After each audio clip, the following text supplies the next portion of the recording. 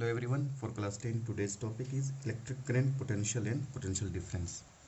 Current carriers और charge carriers क्या होता है? The particle with the flow of which current is caused is called the charge carriers और current carriers. यानी वो पार्टिकल जिसके थ्रू करंट कैरी होता है, करंट फ्लो करता है किसी भी कंडक्टर में, उसे करंट कैरियर्स कहते हैं. फॉर कंडक्टर और solid metal these current carriers are free electrons. अब ये फ्री इलेक्ट्रॉन्स होता क्या है? सो देखिए, किसी भी कंडक्टर में, फॉर एग्जांपल ये एक कंडक्टर ले लिए, ठीक है. तो ये कंडक्टर जिस मेटल से बना है, उस मेटल के एटम्स का जो आउटर मोस्ट इलेक्ट्रॉन्स है, ठीक है, इस मेटल का एटम्स का जो आउटर मोस्ट इलेक्ट्रॉन्स है, वह इलेक्ट्रॉन्स इसके सरफेस पे है, अंदर भी होगा. तो ये सरफेस और ये जो इलेक्ट्रॉन्स जो इसके आउटर मोस्ट बाउंडेड इलेक्ट्रॉन्स है, वो फ्री होते हैं उसमें मूव करने के लिए कंडक्टर में. Even if there is no connected a cell और बैटरी, अगर हम इसका बैटरी से नहीं भी कनेक्ट किए हैं ना, तो नॉर्मल स्टेट में ये इलेक्ट्रॉन्स मूव करते रहते हैं in different direction, zigzag motion में, हेयर देयर एवरीवेयर. सो यह इलेक्ट्रॉन जो इस कंडक्टर के अंदर मूव कर रहा है फ्रीली, इसी को बोलते हैं free electrons. Clear?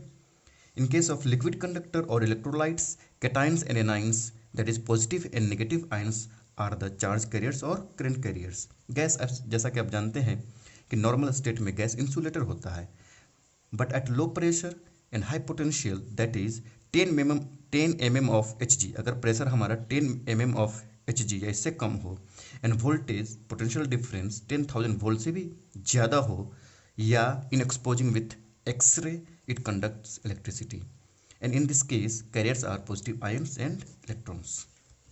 Now, what is electric current? The continuous flow of electric charge, that is electrons in a fixed direction through a conductor, is called electric current. अब हम ये देखना है कि फिक्स्ड डायरेक्शन क्यों है.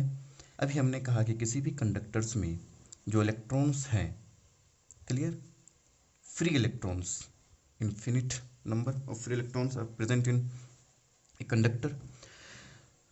So all the electron or the free electrons are moving in zigzag motion. किसी का डायरेक्शन फिक्स नहीं है, कोई अप मूव कर रहा है, कोई डाउन मूव कर रहा है, कोई इधर मूव कर रहा है, कोई राइट मूव कर रहा है, यानी so there is no fix direction of electrons, movement of electrons. So total effect इस कंडक्टर में जीरो हो जाता है. ठीक है ना? फिर से, जब कोई पोटेंशियल डिफरेंस नहीं होता है इस कंडक्टर के अक्रॉस, या हम यूँ कहें कि कंडक्टर को अगर हम बैटरी से कनेक्ट नहीं किए हैं, सेल से कनेक्ट नहीं किए हैं, इस केस में जितने भी फ्री इलेक्ट्रॉन्स हैं, they are free to move and they are moving in random directions, zigzag motions. So overall total effect of this conductor is zero. Total effect of movement of this electrons over the conductor is zero. लेकिन क्या होगा अगर हम battery से connect कर दें इसको? Let us connected battery. हमने एक सेल लिया या एक बैटरी लिया, इससे इसको कनेक्ट कर दिया. आप जानते हैं ये प्लस टर्मिनल होता है, ये माइनस टर्मिनल होता है. तो ये पॉजिटिव टर्मिनल, यहाँ पे पॉजिटिव पोटेंशियल पॉजिटिव टर्मिनल से कनेक्ट हो गया, और ये टर्मिनल नेगेटिव से कनेक्ट हो गया है. तो बैटरी करता क्या है? बैटरी एक कांस्टेंट पोटेंशियल डिफरेंस अप्लाई करता है, जिसके वजह से इलेक्ट्रॉन्स का जो मूवमेंट है वो फिक्स्ड हो जाता है. इलेक्ट्रॉन मूव करता है नेगेटिव टर्मिनल से पॉजिटिव टर्मिनल की तरफ. सारा इलेक्ट्रॉन जो अभी जिगजैग मोशन में था, अब वो जिगजैग मोशन में नहीं रहा. इस बैटरी की वजह से सब का सब from negative terminal to positive terminal drift होना शुरू हो जाता है. और बैटरी जब आप कनेक्ट करते हैं कंडक्टर के साथ, तो कंडक्टर के दो टर्मिनल के बीच यह एक पोटेंशियल डिफरेंस अप्लाई करता है, और इसके वजह से इलेक्ट्रॉन जो रैंडम मोशन में था, जिगजैग मोशन में था, एक फिक्स डायरेक्शन में मूव करना शुरू करता है, और movement of electron takes place from negative terminal to the positive terminal. As a result, और करंट जो है वो जाता है from positive terminal to negative terminal. Okay. Motion of free electrons in a metal wire. When there is no potential difference applied across a wire, the free electrons are in random motion. When a potential difference is applied across the wire, the electrons move towards the positive terminal. You can see that the direction of the conventional current is from the positive terminal to the negative terminal. So this is the one definition of electric current. Now the second definition is it's a mathematical definition of electric current. the amount of charge, that is electron, flowing through a particular area in unit time is called electric current. In other words, the time rate of flow of charge through any cross section is called current.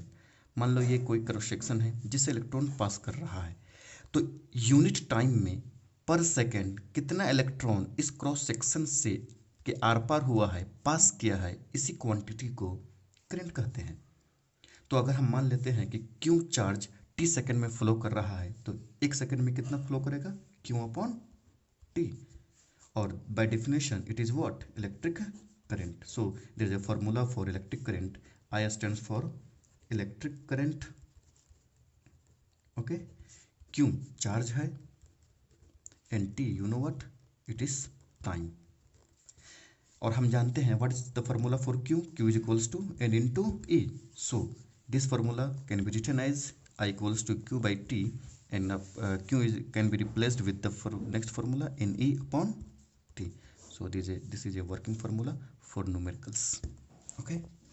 Direction of current, conventionally as opposite to the flow of current, as opposite to the flow of electrons negative to positive terminal में flow करता है, तो current कहाँ जाएगा, opposite to the flow of electron, positive to negative.